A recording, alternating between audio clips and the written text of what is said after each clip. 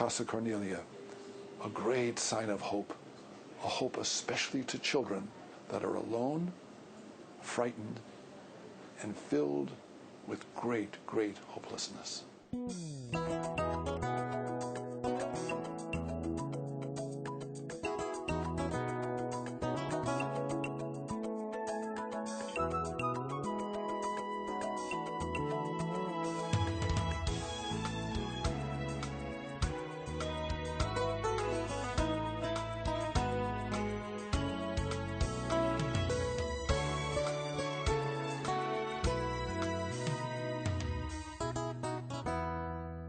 In 1993, Sister Ann Durst, a Catholic nun, who happened also to be a lawyer, decided to direct her efforts to trying to help people on the borders of our country, people who were looking for asylum, people who were looking to follow the laws of our own country in order to find security and peace from a world in which they were being abused and persecuted. She came to the city of San Diego and found that it was the largest land crossing area in the entire world.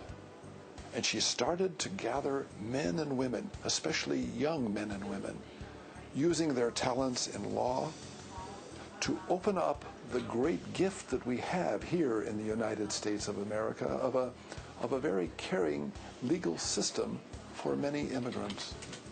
They moved in that direction and brought about a great growth and a great blessing. This is Casa Cornelia, a place where free efforts are offered for those that are suffering in order to bring the message of Christ in a mighty way. Initially, Casa Cornelia worked with another nonprofit here very closely, the San Diego Volunteer Lawyer Program, and we provided all the legal immigrant services for them. And then in '96, the law changed, pretty draconian changes. And there was some concern that that the San Diego Volunteer Lawyer Program would not be able to serve the undocumented, which meant that our asylum program here in the San Diego would have disappeared. Legal aid was already banned from doing asylum by a federal law. So, and this is the biggest and busiest land border crossing in the whole world. So the thought that there would be no services for indigent asylum seekers prompted Casa Cornelia's separate incorporation, springing loose. We moved into separate offices. We moved out of the townhouse and into offices in 1998, in the spring of '98. And we were there on Laurel Street until a year ago. And we've moved into these new offices then. So that's how we began. Casa Cornelia is a place for people who have suffered persecution and even torture and come to the United States looking for a chance to be able to have peace and security. The situation in the States is that they are not able to have legal counsel to be able to care for them. And this is where Casa Cornelia comes in. In a pro bono, in a free offer, they take care of these people who wander in estranged, fearful, and alone. And they give them protection, the protection of the law that is very generous here in the United States to care for these people. In hearing these heart-wrenching stories, persecution, torture, domestic violence, physical and psychological and sexual abuse, children who are abandoned or neglected, these are really hard stories. I think you have to have love, first of all. Love of the work and the belief and the faith that God calls us to do great things. And because He created us, we have the ability to serve Him. And then to have hope that hopefully someone's life will be better because of this work. So I think love, faith, and hope are the three things that keep me focused on the work that we do here. As we look at each case individually and try to analyze and see is this person eligible for something? And if they're eligible, we step forward and we represent them. We have dedicated, enthusiastic young people coming to us. I don't want to say we're pushing them away. It's just a lack of space and a lack of people to really monitor them or to help them along. We have prospered because of the dedication of youth. It's just an exciting experience to be with the young people. It's very renewing. Of course, I'm an educator at heart. One of the major projects at Casa Cornelia that sometimes goes unsung is a teaching that goes on of law students and young lawyers in firms in San Diego who are doing pro bono work for Casa Cornelia. And the staff at Casa Cornelia, and especially led by Ann Durst, she is a teacher, and she said to me one time she loves, this is one of her favorite parts, loves teaching these law students and these young lawyers.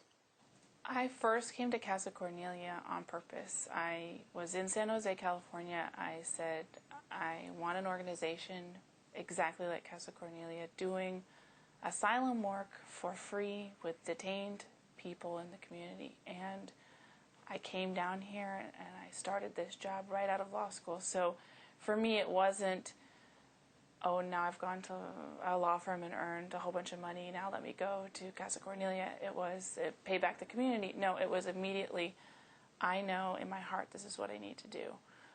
I had spent 5 months in El Salvador learning Spanish and living with the community down there, realizing what it means to be from Central America, what it means to be poor, what it means to have no running water. Why this flight to the United States? I don't understand. Tell me why. What happened in your own country that makes America seem like the promised land? And I realized that there's been a civil war of horrific proportions, the human rights violations that went on from their own government, from their own people, from their own neighbors, So this helped me realize, okay, people are coming to this country for a reason. They're being turned away, sometimes unjustly, because they don't have legal representation. What can I do? Where can I go? San Diego's the biggest land port of entry in the world. Let me look in San Diego. Okay, here's this organization. They're doing exactly what I want to do. On an intimate level, I come from an immigrant family, and so I know what that struggle is. I was lucky to have 2 very dedicated, doting, and educated parents who strived for their family and strived to have their children to gain a higher education, but also a spiritual guidance. I really do believe that he's placed me here because this would be the best use of my talents. I feel that I can really, really connect with the clients, I can put them at ease, and that I am helping them move forward in their lives. There are people who come to the United States of America that have suffered from different countries great persecution, even torture. They come to our country seeking asylum, and our government allows this asylum to be a reality. But there's a problem, and the problem is that there are not the lawyers to be able to give them the representation they need in these very difficult situations. That's where Casa Cornelia comes in. Casa Cornelia offers, free of charge, a service to these broken, fearful, alone people, giving them dignity and giving them the right of the law, the blessed right of the law that we have here in the United States, to have the security that is the wonderful gift of so many of us who are children of immigrants. We have very good immigration lawyers in every town, but when you start talking about giving these people have no money, giving pro bono assistance, which is our big legal term for free legal assistance to people, you find less lawyers that are willing to do that. And then when you're talking about having to go to the detention centers, which they're not in downtown, they're 45 minutes outside of any urban area. So now you have to go to the detention centers to represent these people for free. You can't communicate on the phone. They can't come to your office. It requires a huge amount of effort to represent these people, and you don't find very many lawyers that are. There are a few, obviously, very good ones, but very, very few. The demand is very high, and it's not met. There's not a lot of lawyers that are willing to. All our clients are indigent, so we just presume it. If someone's fled their country and they can't get a lawyer, they come to America. They have nothing. They're indigent. Our victims of domestic violence, even if their spouse had money, the victim is not going to have resources to hire a lawyer. And then, of course, the unaccompanied children. I mean, they have nothing. So we do not charge any fees at all. And so we have to, it's dangerous being a friend because we approach our friends, we approach everybody, foundations, the faith community. Religious congregations of women have been especially generous to us. They have been especially generous to us. And our own society has been very, very generous.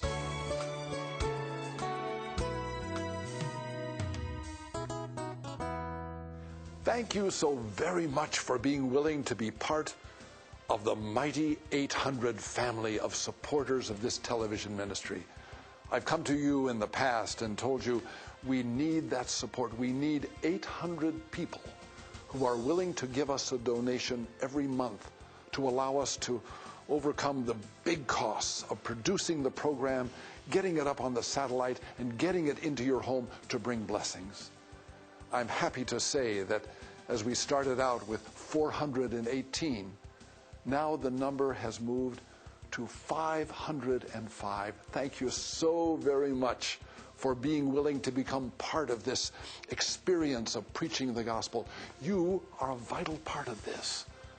When you join with your prayers and with your donations, you allow us to move away from the brink of, oh, well, that was a program, we're just going to stop, to allowing us to start again and be refreshed and renewed to preaching the gospel in more and more ways.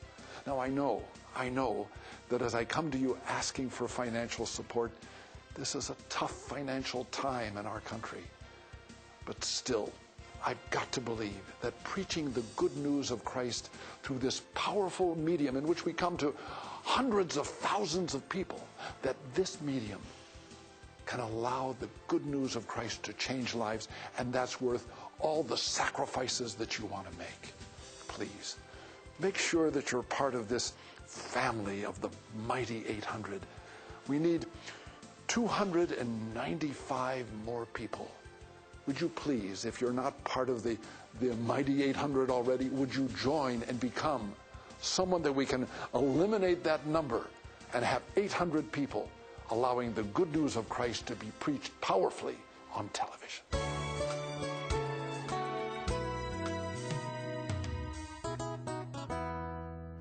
Each year, thousands of unaccompanied young people, children, come to our country seeking entrance. They're people that have suffered sometimes persecution, sometimes the witnessing of the death of their parents right in front of them. People that are very much alone. They come to our borders seeking help.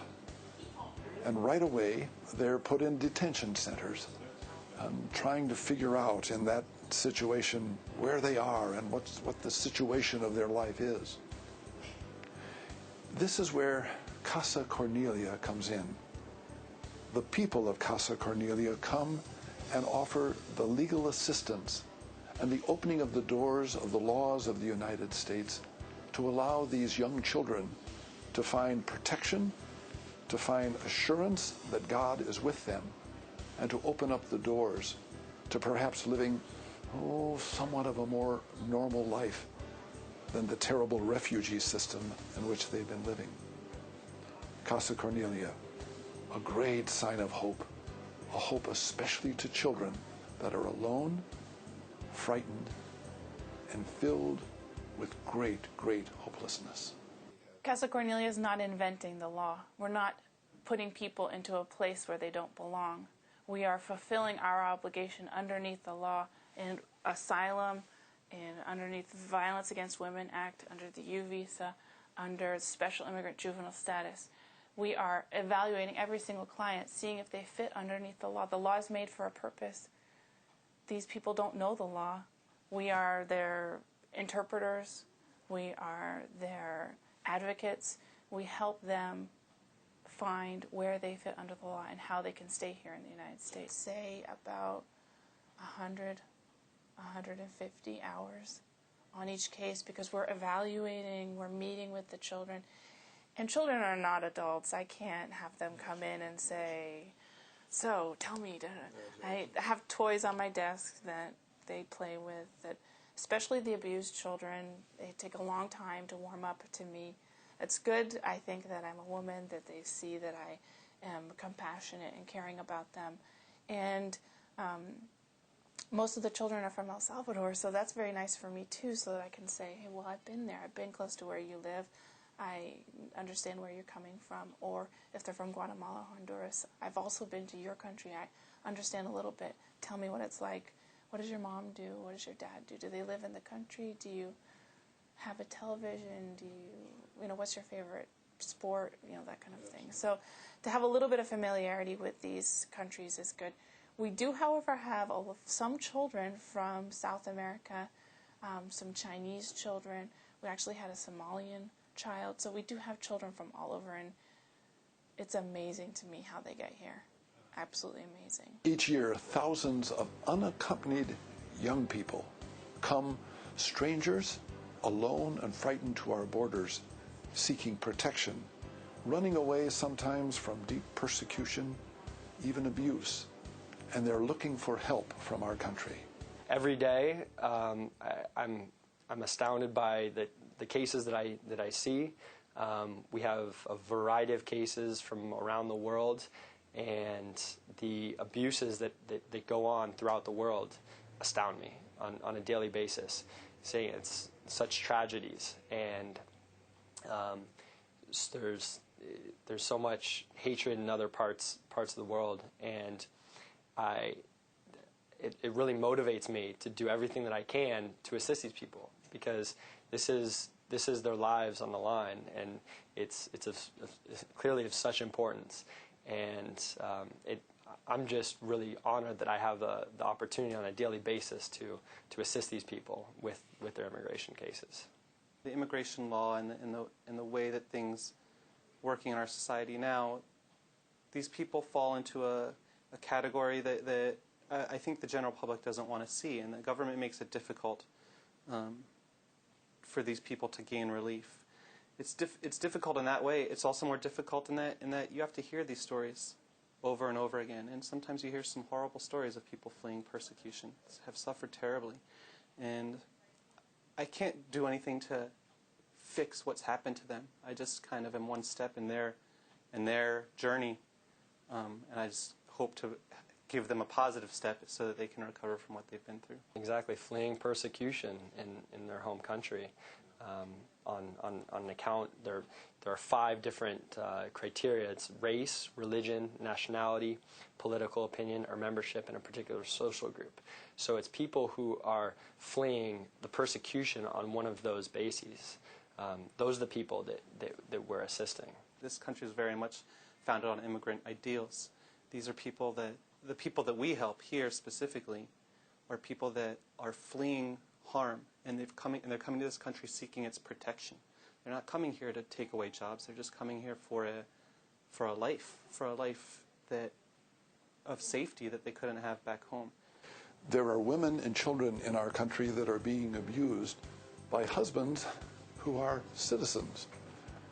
These abused women and children don't realize that they have the right of being citizens. And oftentimes the abusing husbands and fathers use threats of being deported to continue the abuse that they have to suffer. Casa Cornelia enters into this situation by giving hope to these women, by opening up the laws that are there here in our country to give them the right to become citizens, to be able to have the freedom and the justice that is theirs. In our Battered Immigrant Women program, We assist men, women, and children who have been victims of domestic violence. The majority of our clients are women, although we have clients who are men and children.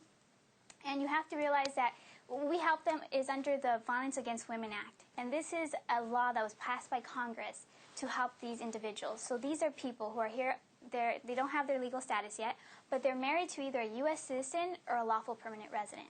And under immigration law, their spouse should be able to immigrate them. But what happens is, in a situation of domestic violence, their abusive spouse is going to use their undocumented status as another means to control them.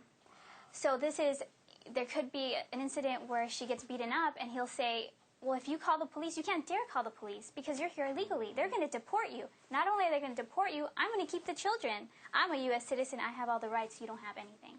So it's kind of what I'm talking about. When these people come here, they don't know the language. They don't know about the law. We're talking about people who come from Mexico and had bad experience with the police over there. They think it's the same here. So they feel like they have no other option but to put up with the abuse. They have no recourse. They don't know about social workers. They don't know about the different programs and shelters that can offer them help. So they're trapped in this situation. So immigration, this law says, no, this is not the way it should be. People who are in these situations can file themselves for their own immigration relief. You don't need the help of your spouse. He doesn't even have to know, because this abusive spouse is never going to file for her. He rightly should, and she's eligible for immigration relief through him, but he's never going to do it because that's his way of controlling. And those are, just a lot of things that sometimes we don't think about. Like I said, most of the times we think about the physical abuse, but sometimes the mental or emotional abuse is even worse than the physical abuse. You'll often talk to the clients and they'll say that, him telling the things he said to me, I can still remember, and that hurt me more than any physical abuse that I experienced.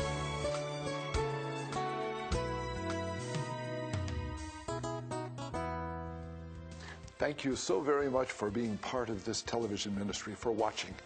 I hope that you're being blessed and that your life is being transformed, if you will, by the power of the love of Jesus for you to bring hope and life into your world. Remember, this ministry is not supported by commercials. It's supported by you being willing to send us a check, send us a commitment to allow us to be able to continue this vital ministry. Please, please. It's really important that you make prayer and the giving of a financial gift important. To encourage you to send that gift, I'd like to send you, for your gift, a copy of this book by a friend of mine, Father Marty Padovani. The book is called Healing Wounded Relationships, especially relationships in the family. This book can really help. Please support us and let me help you through this beautiful book.